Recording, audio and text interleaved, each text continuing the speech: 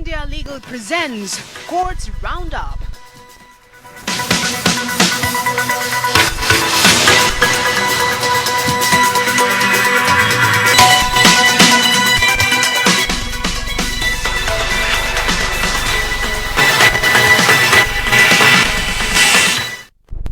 उच्चतम न्यायालय ने जवाहरलाल नेहरू विश्वविद्यालय के पूर्व छात्र उमर खालिद की गैर कानूनी गतिविधियां रोकथाम अधिनियम और यूएपीए से जुड़े एक मामले में जमानत याचिका पर 24 जुलाई को सुनवाई करेगा। ये मामला दिल्ली में फरवरी 2020 में हुए कथित दंगों की साजिश से जुड़ा हुआ है, जिसमें खालिद की संलिप्तता के आरोप है। दिल्ली पुलिस ने न्यायमूर्ति एएस बोपन्ना और न्यायमूर्ति एम सुंदरेश की पीठ के समक्ष मामले की सुनवाई के दौरान याचिका पर जवाब देने के लिए कुछ वक्त की मोहलत मांगी है, जिसका खालिद के वकील कपिल सिब्बल ने विरोध किया है। वहीं अदालत ने कहा है कि हम हर हाल में 24 जुलाई को फैसला दे देंगे।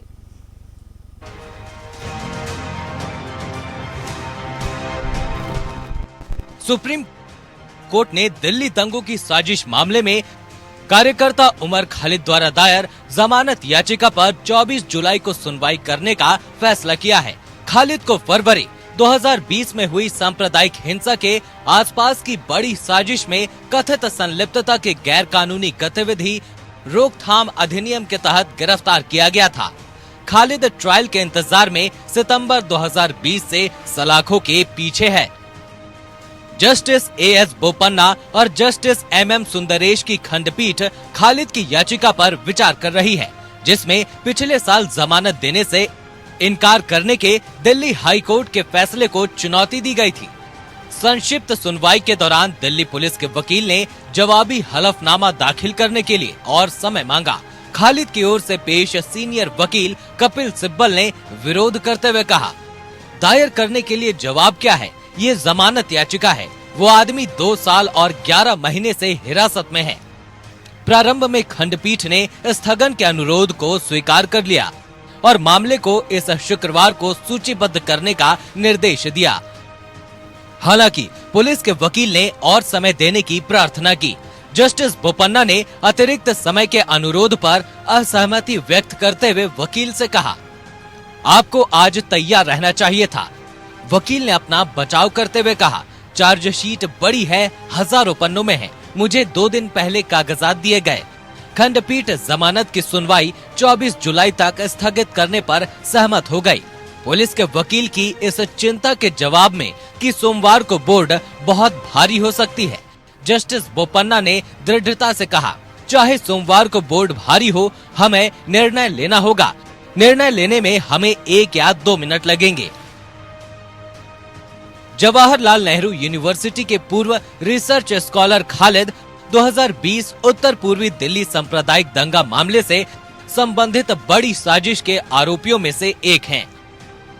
उन पर 59 अन्य लोगों के साथ आरोप लगाया गया, जिनमें पिंजरा तोड़ की सदस्य देवांगना कलिता और नताशा नरवाल, जामिया मिलिया इस्लामिया के छात्र आसिफ इकबाल, तन्हा और छात्र कार्यकर्ता गुलफिशा फातिमा शामिल हैं।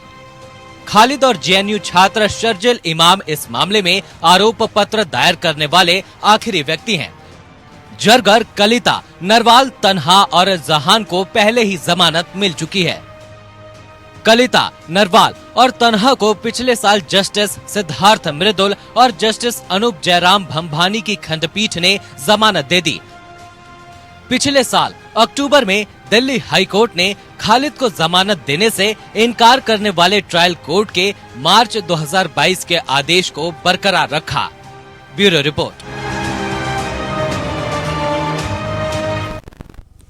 दिल्ली हाई कोर्ट ने दिवंगत अभिनेता सुशांत सिंह राजपूत के जीवन पर आधारित फिल्म पर रोक लगाने से इनकार कर दिया है। कोर्ट ने कहा है कि प्रचार और निजता अधिकार वंशानुगत नहीं है। निजता का अधिकार सुशांत की मृत्यु के साथ समाप्त हो गया। कोर्ट ने कहा कि फिल्म ओटीटी प्लेटफॉर्म पर पहले रिलीज हो चुकी है, ऐसे में इतने वक्त के बाद निषेधाज्ञा की मांग नहीं की जा सकती है।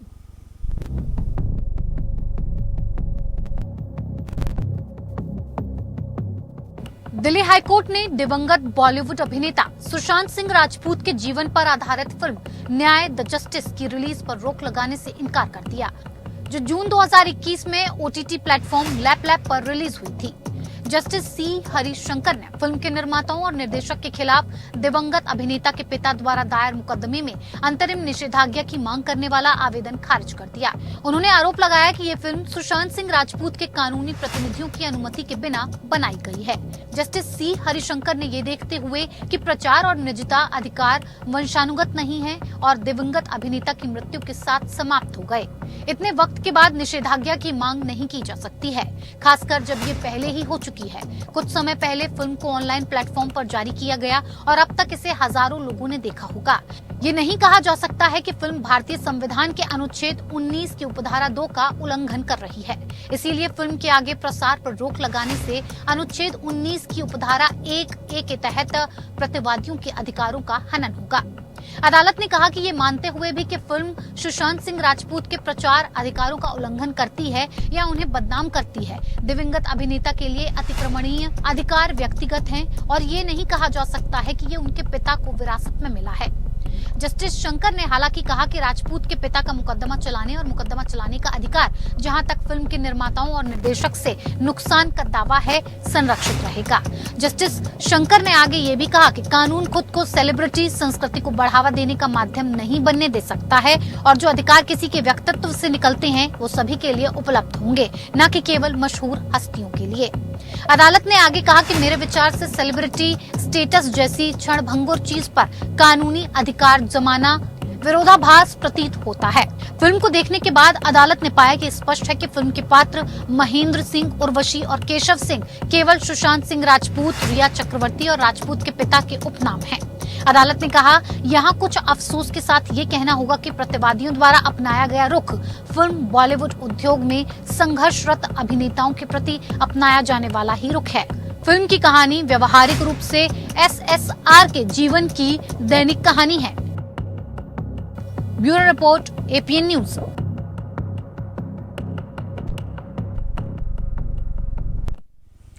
वहीं रेलवे में लैंड फॉर जॉब मामले में सीबीआई के दूसरे जोन द्वारा दाखिल चार्जशीट पर संज्ञान लेने के मामले पर सुनवाई 8 अगस्त को करेगा। बता दें आपको, राउस रेवेन्यू कोर्ट को सीबीआई ने बताया कि मामले में एक आरोपी लालू प्रसाद यादव और रेलवे के 2 अधिकारियों के खिलाफ संबंधित अथॉरिटी से मुकदमा चलाने की इजाजत नहीं मिल सकी।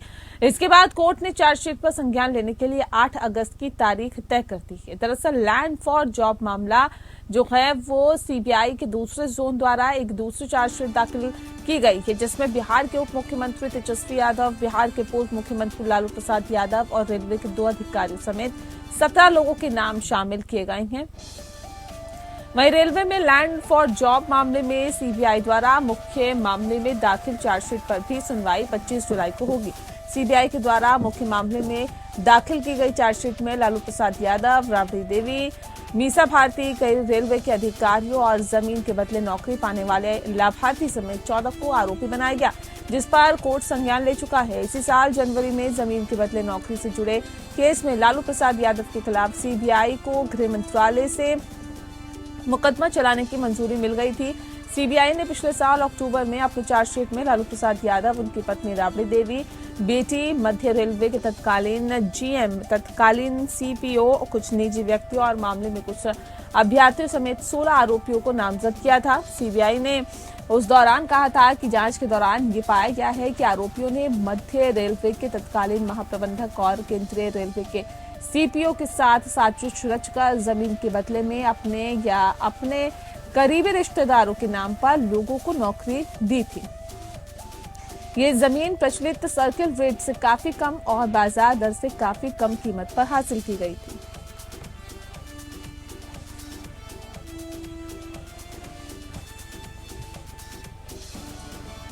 वहीं पंजाब और हरियाणा उच्च न्यायालय ने कलर्स टीवी चैनल और शो रामसिया के लव कुश के निर्माताओं और अभिनेताओं के खिलाफ दर्ज FIR को रद्द कर दिया है। इन पर संत वाल्मीकि के गलत चित्रण और वाल्मीकि समाज की भावनाओं को ठेस पहुंचाने का आरोप लगाने वाली शिकायत पर मामला दर्ज किया गया था। हाईकोर्ट का कहना था कि निर्माता शो में बदलाव कर चुके हैं, ऐसे में कलर्स चैनल और शो के मेकर्स के खिलाफ एक्शन लेने का कोई औचित्य नहीं है। 23 अगस्त 2019 को राजीव गौरा नाम के शख्स ने जालंधर पुलिस स्टेशन कमिश्नरेट में एफआईआर दर्ज कराई थी। उन्होंने अपनी शिकायत में लिखा कि मेकर्स ने भगवान वाल्मीकि को गलत तरीके से दिखाया है। वाल्मीकि समाज को ठेस पहुंची है और शिकायत के बाद कपूरथला के डिस्ट्रिक्ट मजिस्ट्रेट ने शो के टेलीकास्ट पर रोक लगा दी थी। उसके बाद पंजाब सरकार ने भी शो को लेकर रुख कड़ा कर लिया। उन्होंने राज्य में शो पर बैन लगा दिया। साथ ही 5 सदस्यीय कमेटी का गठन किया। सरकार का आदेश था कि आप शो को देखिए, शिकायतकर्ता का जो मसला है उसको भी समझिए और उसके बाद गाइडलाइन जारी कीजिए कि शो के मेकर्स अपनी गलती कैसे सुधार सकते हैं। कमेटी के सदस्यों ने शो को देखा और अपनी तरफ से सुझावों की लिस्ट तैयार की। इन सुझावों की लिस्ट मेकर को थमा दी गई। उनकी तरफ से कोई विरोध नहीं हुआ है। उन्होंने कमेटी के आदेशानुसार शो में बदलाव कर डाले हैं। नतीजतन अक्टूबर 2019 में हाई कोर्ट ने शो पर बैन जो लगा था उसको भी हटा दिया। बता दें आपको कि शिकायत रही तो अब उसे भी कोर्ट ने खारिज कर दिया है। उनका कहना है कि जिन हिस्सों पर आपत्ति थी उनमें बदलाव किए जा चुके हैं। ऐसे में मेकर्स के खिलाफ एक्शन लेना सही नहीं होगा।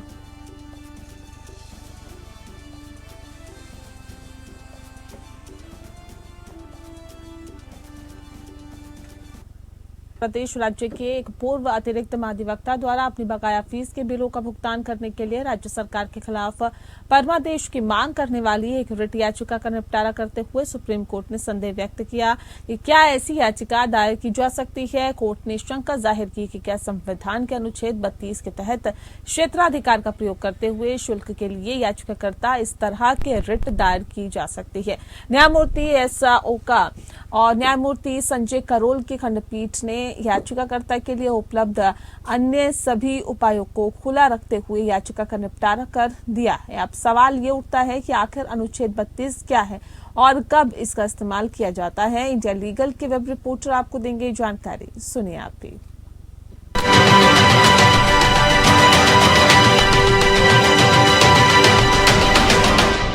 इंडियन कॉन्स्टिट्यूशन के आर्टिकल 32 के अंदर कोई भी सिटीजन जिसका फंडामेंटल राइट वायलेट हुआ हो वो डायरेक्टली सुप्रीम कोर्ट को अप्रोच कर सकता है और एक रिट पिटिशन फाइल कर सकता है।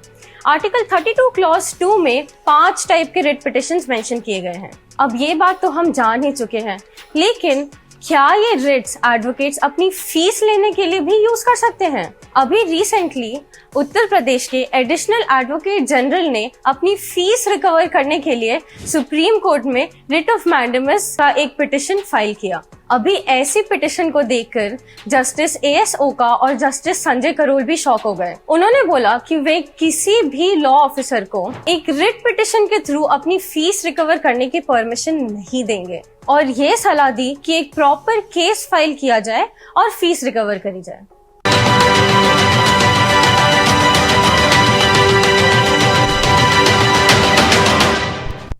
वहीं केरल में खतरनाक और आवारा कुत्तों के मानवीय तरीके से मौत देने की मांग के मामले में सुप्रीम कोर्ट में सुनवाई हुई। आवारा कुत्तों की जानलेवा हमलों पर सुप्रीम कोर्ट ने कहा कि कोई स्थायी समाधान होना चाहिए। कोर्ट ने कहा कि मामले में दाखिल याचिकाओं का कंपाइलेशन तैयार किया जाएगा। वादी के वकील ने कहा कि कुत्ते बच्चों पर हमला कर रहे हैं, उनकी भी रक्षा करने की जरूरत है। केरल बाल अधिकार आयोग की ओर से पेश वकील ने अदालत को बताया कि हाल ही में 11 साल के बच्चे की मौत सहित कई घटनाएं हुई है।